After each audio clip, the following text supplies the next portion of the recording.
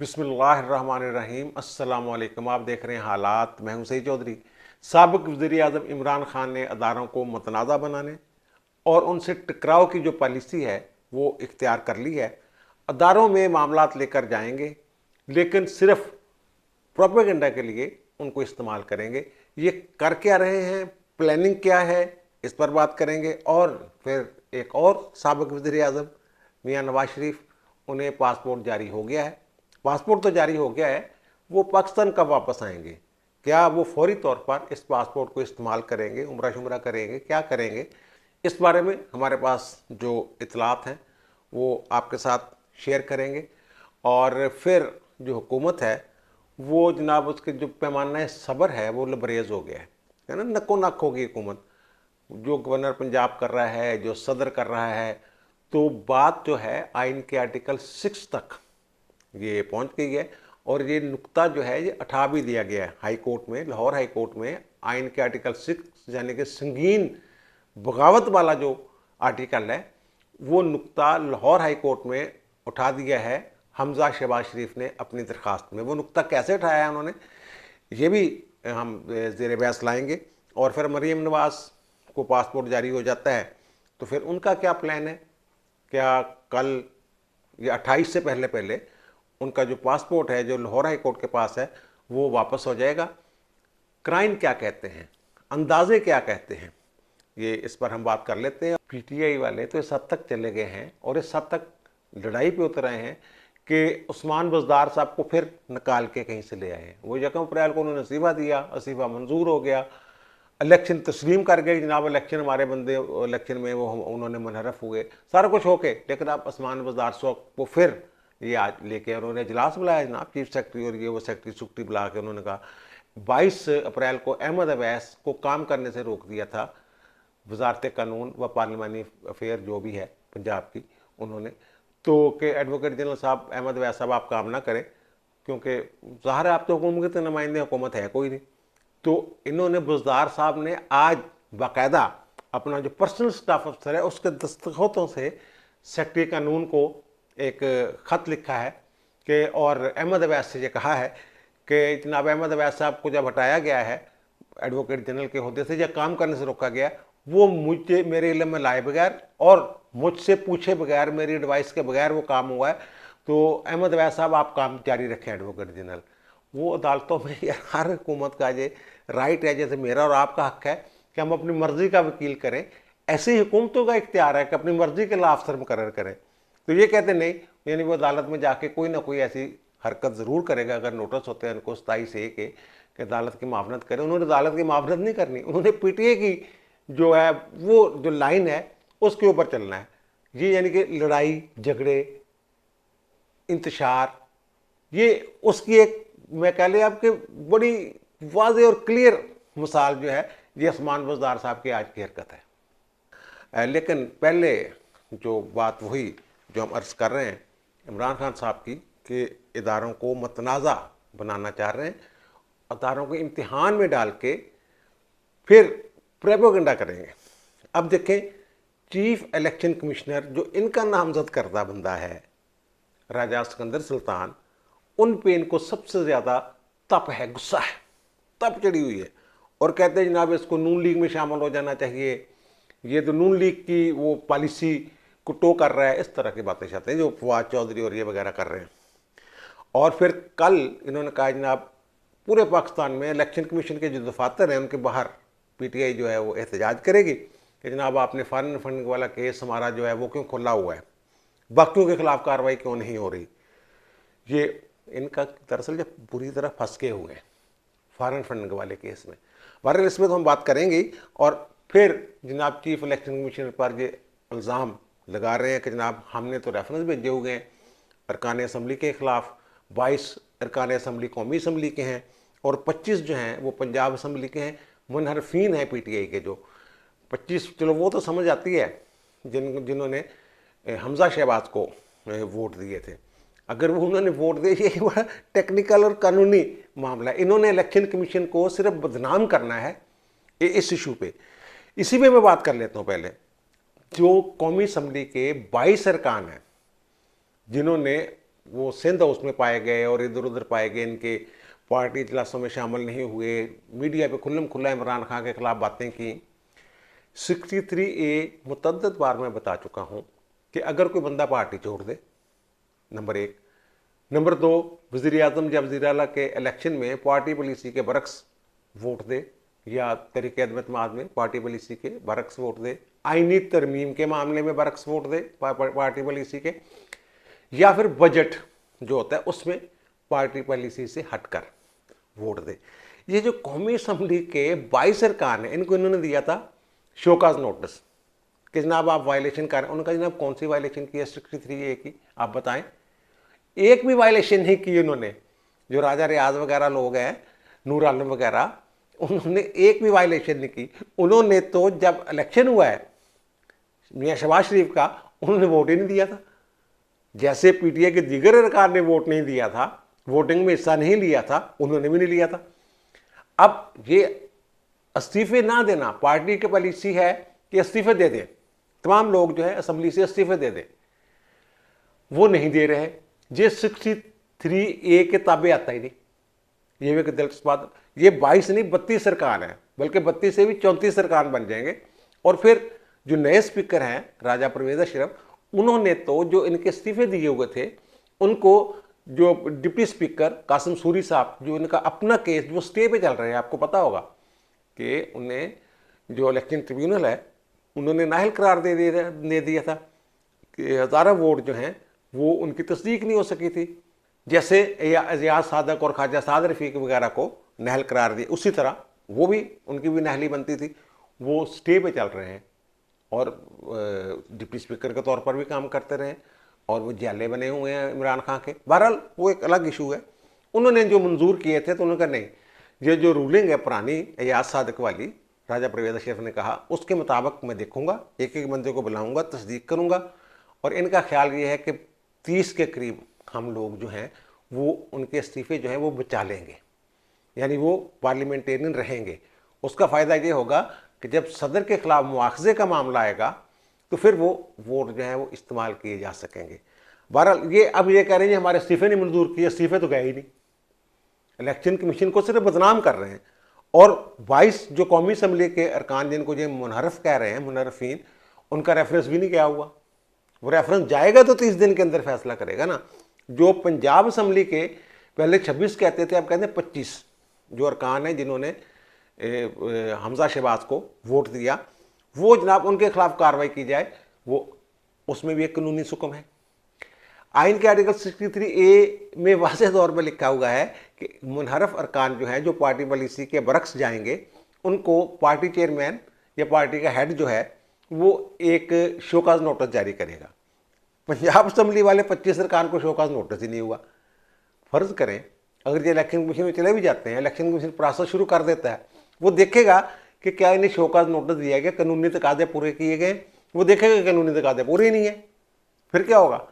फिर वो कहेगा जनाब वो कानूनी तक पहले शोकाज देते तब हम इनका वो कर दो। 30 दिन उसके पास हैं इलेक्शन कमीशन के, फिर वो 30 दिन के अंदर अपील हो सकती है, फिर 90 दिन सुप्रीम कोर्ट के पास है। वो लंबा प्रोसेस है।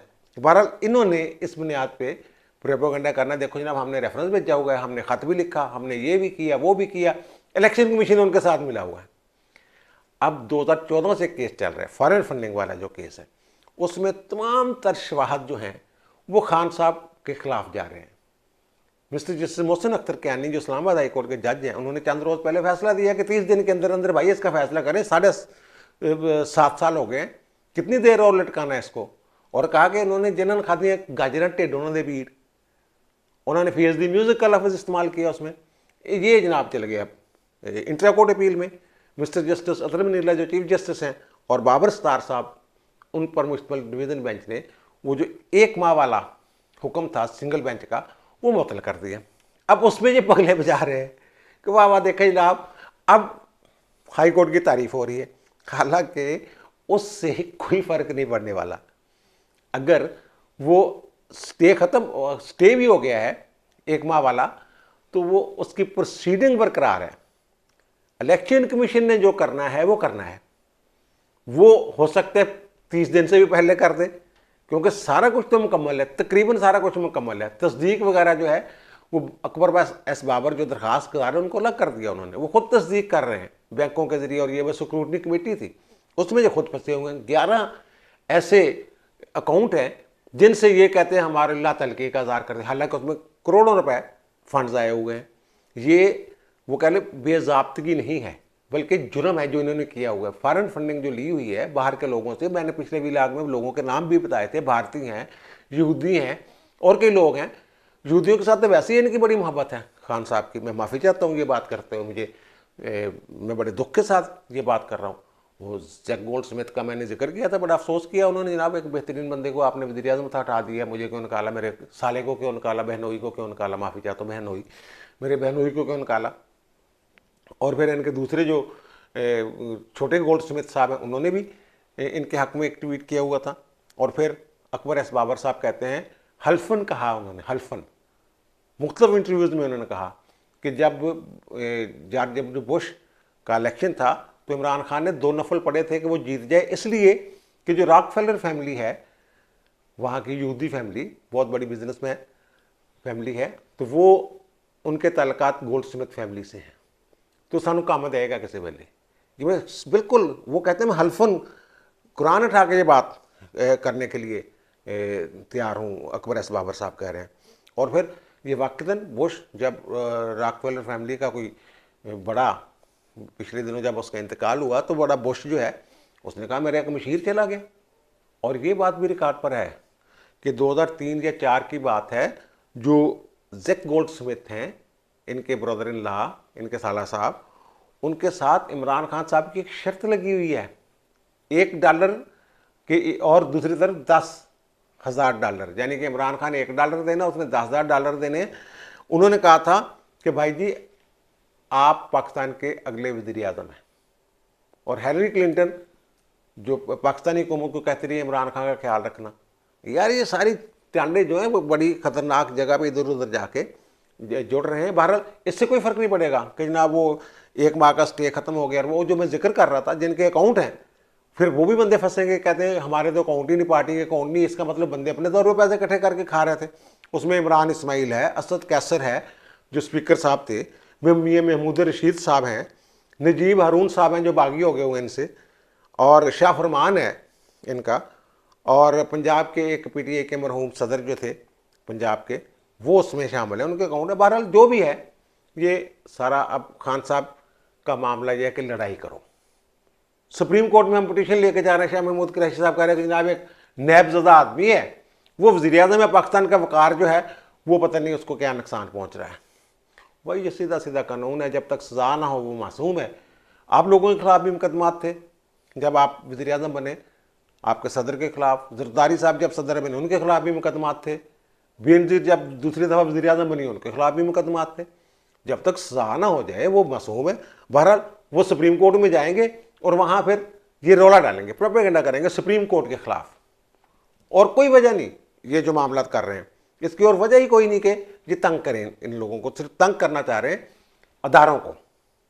अफराद को तो जो करना है करना ही है, ये अदारों को तंग करना चाह रहे हैं। और फिर ये मैं बड़े ही वसूख के साथ, बड़ी मुसद्दका खबर मैं आपके सामने पेश कर रहा हूँ कि इन्होंने नवंबर के करीब जाके फौज को भी लपेटना है। इस जो मैं कह रहा हूँ ना खतरनाक खेल खेल रहा है, उसमें ये इलेक्शन कमीशन को लपेट रहे हैं, अदलिया को लपेट रहे हैं। रात को 12 बजे अदालतें खुली। और फिर अस्करी क़यादत जिनके बारे में ये कह रहे हैं कि जिन्होंने गलती की मुझे घर भेजने की, अब वो गलती सुधारें और इलेक्शन की तरफ जाएं। बहरहाल देखें अब आगे क्या होता है। जिन्होंने इनको निकाला है, जिन्होंने भी निकाला है, जो भी मुक़तदरा हैं, तमाम अदारे जो है ना, आईनी इदारे, एक पेज पर है, ये मैं बता रहा हूँ आपको।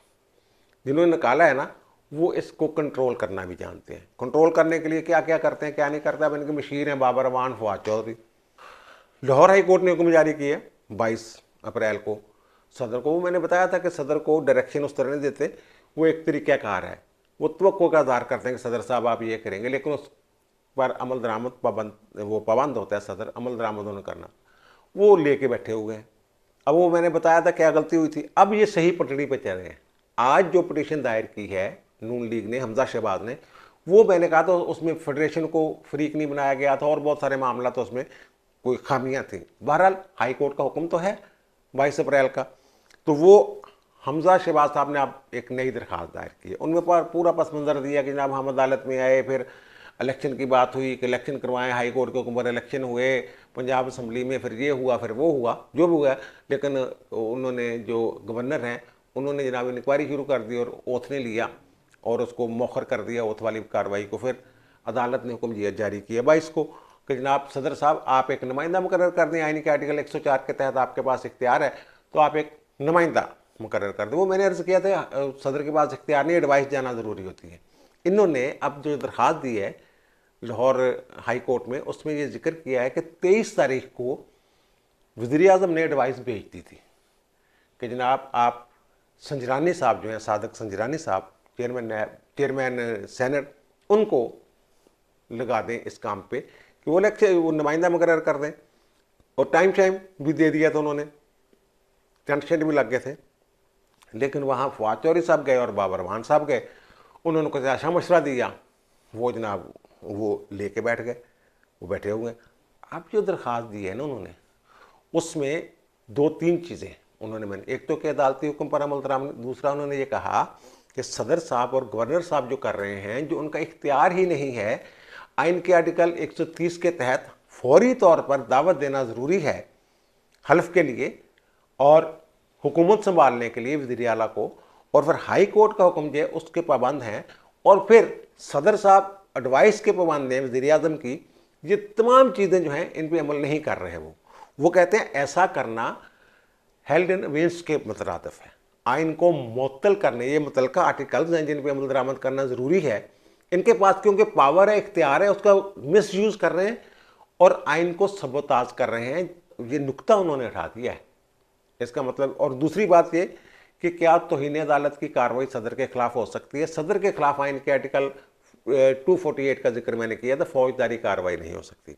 लेकिन तौहीन अदालत का जो इक़दाम है, तौहीन अदालत की जो कार्रवाई है, ये फौजदारी कवानीन के ताबिक अलग सिविल नेचर का एक अलग नौइयत है, फौजदारी में नहीं आता। ये तौहीन अदालत की कार्रवाई हो सकती है जो आइन के आर्टिकल 248 के तहत जो इस्तिस्ना सदर और गवर्नर को है, वही इस्तिस्ना वज़ीर आज़म को है और दीगर वज़रा को है।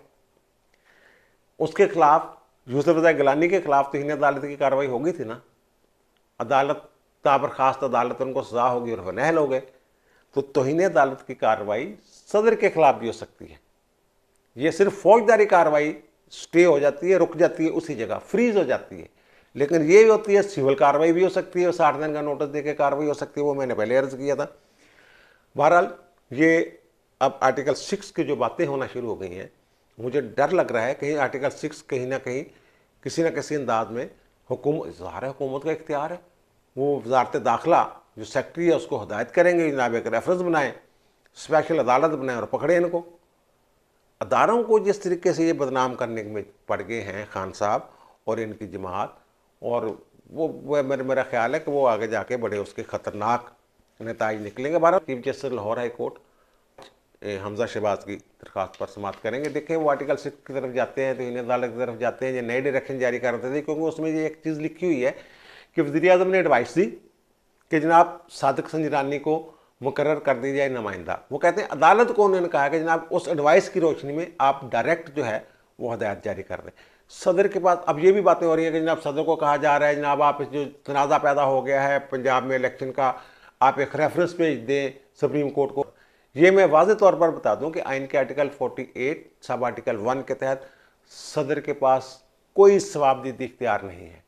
ये जो प्रेसिडेंशियल रेफरेंस नंबर 1 था 96 का बेनज़ीर भुट्टो के दौर का, तो उसमें ये सुप्रीम कोर्ट तय कर चुकी है कि एडवाइस के बगैर, वज़ीर आज़म की एडवाइस के बगैर सदर कोई काम नहीं कर सकता। हालांकि वो दरिया का अपना मसला था, जजों के तकर्रर का मामला था कि जो चीफ जस्टिस की तरफ से रिकमेंडेशंस गई थी, वज़ीर आज़म उनको फॉरवर्ड नहीं कर रहा था। हालांकि उस वक्त सिर्फ डाक खाने का किरदार था वज़ीर आज़म का, लेकिन सुप्रीम कोर्ट ने कहा नहीं, जब तक वज़ीर आज़म एडवाइस नहीं भेजेगा सदर डायरेक्ट नहीं कर सकता कोई काम, बराह रास्त कोई हुक्म जारी नहीं कर सकता, नोटिफिकेशन जारी नहीं कर सकता। तो अब अगर वो रेफरेंस भेजते तो कैसे भेज देंगे, एडवाइस ही नहीं उसके पीछे, तो क्या रेफरेंस भेजेंगे सुप्रीम कोर्ट में, तो वो तो काबिल अमल ही नहीं होगा। बहरहाल जो भी है, इन्होंने, मैंने कहा ना, इन्होंने लड़ाई करनी है, फड्डा डालना है। देखो जनाब, सदर ने रेफरेंस भेजा, हेड ऑफ द स्टेट ने उस पर अमल नहीं हो रहा, ये नहीं हो रहा वो, और इस तरह जो भी झूठे झूठ चताली, आपको पता ही है जो भी ये करते हैं, तो वो ये करेंगे बहरहाल। और फिर मरियम का जो पासपोर्ट वाला इशू है, वो आज मिस्टर जस्टिस अली बाकर नजफी और मिस्टर जस्टिस फ़ारूक हैदर की डीबी में वो केस लगा था, और वहाँ उन्होंने जनाब ये कहा है, कल के लिए नोटिस जारी किए हैं। और एक तो पूछा कि ECL में जो रूल्स वगैरह की तरमीम की है वो बताएं, और दूसरा नैब से पूछा है। अच्छा, इसमें ना बड़ा दिलचस्प केस है ये 8 अगस्त को मरियम, आपको याद होगा, गिरफ्तार हुई थी 8 अगस्त 2019 को, जब अपने वालद से मिलने ये जेल गई हुई थी, वहाँ से गिरफ्तार नैब करके ले गया था चौधरी शुगर मिल्स केस में। फिर 4 नवंबर 2019 को इनकी बेल हुई। उसके बाद नैब ने अपील की हुई है, लेकिन अभी तक उसकी सुनवाई नहीं हुई उस बेल की। उसमें पासपोर्ट भी जब्त कर लिया था, 7 करोड़ रुपए नकद, यानी जो उनके ऊपर इल्ज़ाम था मनी लॉन्ड्रिंग, आज जो पैसे पूसे कमाने का, वो 7 करोड़ के करीब था। वो कहा 7 करोड़ नकद जमा करवा दें जनाब, 2 करोड़ के चल के जमा करवा दें, पासपोर्ट भी जमा करवा दें, बाहर जाने पर पाबंदी है, ये है वो है। क्योंकि पासपोर्ट जमा हो गया तो पाबंदी होगी एक तरह से, तो अब नाम उनके ECL से निकल गया है, पासपोर्ट उनको। अच्छा, ये इसमें रेफरेंस नहीं है, ये अब रेफरेंस ही नहीं है, तो नैब क्या उसमें दफा करेगा अदालती फैसले का, पासपोर्ट जो उन्होंने अपने पास रखा हुआ है। बहरहाल इसमें भी बहुत सारे चांसेस ऐसे हैं, 99 1% रख लें, बहरहाल चांसेस ये हैं कि मरियम को पासपोर्ट जो है वो वापस मिल जाएगा। वो कल मिलता है, परसों 28 को ये जा रहे हैं बाहर उम्रा करने, ये भी जा रहे हैं, शहबाज शरीफ साहब भी जा रहे हैं, शहबाज शरीफ साहब के साथ ही जा रहे हैं। चार्टर्ड तैयारा PA का उन्होंने मांगा है 28 से 30 तक। उसमें सुना है कि मोहसिन तावर साहब भी जा रहे हैं, एक दफ़ा के लिए उनका नाम ECL से निकाला जा रहा है। बिलावल भुट्टो भी जा रहे हैं, काबीना के दीगर अरकान भी जा रहे हैं, मौलाना फजल रहमान साहब भी जा रहे हैं, वहाँ से कुछ ले लूँ के भी आना है इन्होंने। बहरहाल ये स्टोरी लंबी हो जाएगी।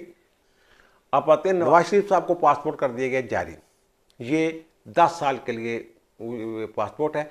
ये वो कोई नीला पासपोर्ट नहीं है, ये आम जैसे मेरे पास और आपके पास जो पासपोर्ट है वही पासपोर्ट जारी किया गया है 10 साल के लिए। अब ये मामला, ये लोग कह रहे हैं कि शायद वो जनाब, क्योंकि ये मरियम भी जा रही हैं, शहबाज शरीफ भी जा रहे हैं, शायद नवाज शरीफ भी उम्रा के लिए 27 या 28 को सऊदी अरब पहुँच जाएंगे, ये बातें की जा रही हैं। और कुछ जगह पर खबरें ऐसे भी चल रही हैं वो पाकिस्तान आ रहे हैं। मेरी इतला के मुताबिक सरे-दस्त वो कहीं नहीं जा रहे, वो लंदन में रहेंगे अपनी लीगल टीम के साथ। उनकी जो मुशावरत है उसके मुताबिक, क्योंकि डॉक्टर उन्हें जब तक इजाज़त नहीं देंगे वो कहीं और सफ़र नहीं करेंगे। अगर वो सऊदी अरब चले जाते हैं तो उनका केस ख़राब हो जाता है। अदालतों को इम्तिहान में डालना नहीं चाहते वो लोग। वो कहते हैं कि अदालतों को हम इम्तिहान में क्यों डालें कि जनाब आप सऊदी अरब सफ़र कर सकते हैं, पाकिस्तान क्यों वापस नहीं आ सकते। इसलिए मेरी इतला के मुताबिक सरे-दस्त नवाज शरीफ साहब जो है लंदन में रहेंगे। मरियम नवाज 30 तारीख को उम्रे की अदायगी के बाद फौरी तौर पर लंदन जाएंगी। ईद जो है वो मियाँ नवाज शरीफ के साथ गुजारेंगी और फिर ईद के फ़ौरन बाद वो वापस आएंगी। उन्होंने 5 तारीख को, 5 मई को उन्होंने अटक में एक जलसे से खिताब करना है और 8 मई को ओकाड़ा में एक जलसा आम से खिताब करना है। इसलिए जो लोग ये उम्मीद लगा कर बैठे हुए हैं कि नवाज शरीफ शायद आज कल में वापस आ जाएंगे, वो नहीं पूरी होनी। ईद के बाद फैसला करना है कि नवाज शरीफ कब वापस आते हैं, कैसे वापस आते हैं, कैसे इस्तकबाल होता है, किस रूट से आते हैं। ये सारी चीज़ें मेरी इतला के मुताबिक ये ईद के बाद, ईद उल फितर के बाद जो है नून लीग फैसला करेगी। हतमी फैसला तो नवाज शरीफ ने खुद करना होता है। बहरहाल जो भी मामलात हैं नून लीग वालों के लिए, ये मेरा ख्याल है कि कोई अच्छा कह लें दिन आने वाले हैं। सदर वाला मामला भी किसी न किसी अंदाज में जल्द हल होने वाला है। न्यूट्रल्स जो हैं वो थोड़े से मतरक हुए हैं, इसका मैं जिक्र अगले लाग में कर दूंगा कि वो क्या होने जा रहे हैं। सदर साहब और इमरान खान साहब जो हैं वो जो गेम कर रहे हैं वो उनके लिए उनके गले का फंदा बन सकती है। अच्छा, अभी मैं खुदाफिज कहने वाला था कि व्हाट्सएप पे टू हुई तो मैंने देखा कि वो लिस्ट मेरे एक भाई ने मुझे भेजी है जो लोग जा रहे हैं उम्रा के लिए शहबाज शरीफ के साथ। तो उसमें लंदन से कौन आ रहा है वहाँ पे, वो भी उसमें जिक्र है, तो वो लिस्ट के कुछ हिस्सा जो है ना मैं आपके गोशगुजार कर देता हूँ। और वो जनाब ये है कि ज़ाहिर मौलाना फजल रहमान साहब जा रहे हैं, और असद महमूद मौलाना साहब वो भी जा रहे हैं, बिलावल भुट्टो जा रहे हैं, और शगुफ्ता जुमानी जा रही हैं, अख्तर मैंगल जा रहे हैं, खालिद मैंगल, सरदार खालिद मैंगल जा रहे हैं, और खालिद मकबूल सदीकी जा रहे हैं, अमीर हैदर होती जा रहे हैं। अच्छा, वो लिस्ट पूरी जो है ना वो दिखा देते हैं आपके। और मोहसन दावड़ का तो जिक्र मैंने कर ही दिया था। और अहम चीज़ जो ये है कि हमजा शहबाज साहब जा रहे हैं, और उनकी मिसेस जा रही हैं, और फिर समवाया हमज़ा, उनकी शायद ये बेटी हैं, वो जा रही हैं, और फिर शहबाज फैमिली जा रही है, सफदर साहब जा रहे हैं, मरीम नवाज़ जा रही हैं, और सबिया अब्बास शरीफ जा रही हैं, यानी शरीफ फैमिली तकरीबन सारी जा रही है। और फिर दोहा से शामिल होंगे सलमान शहबाज, उनकी मिसेस, उनका बेटा हैदर, और उनकी एक मेड जो है वो शामिल होंगी। और लंदन से कौन आ रहा है? लंदन से आ रहे हैं जनाब हुसैन नवाज़ और हसन नवाज़, दोनों भाई जो हैं वो शामिल हो जाएंगे उम्रा में। ये क्योंकि खबर लेट आई थोड़ी सी अभी व्हाट्सएप पे, तो मैंने कहा कि वो आपके गोशगुजार कर दूँ। मुझे दीजिए इजाज़त, इंशाअल्लाह दोबारा मुलाकात होती है नए व्लॉग के साथ। अल्लाह ताला आप पर, मुझ पर, हम सब पर मेहरबान रहे। अल्लाह हाफ़िज़।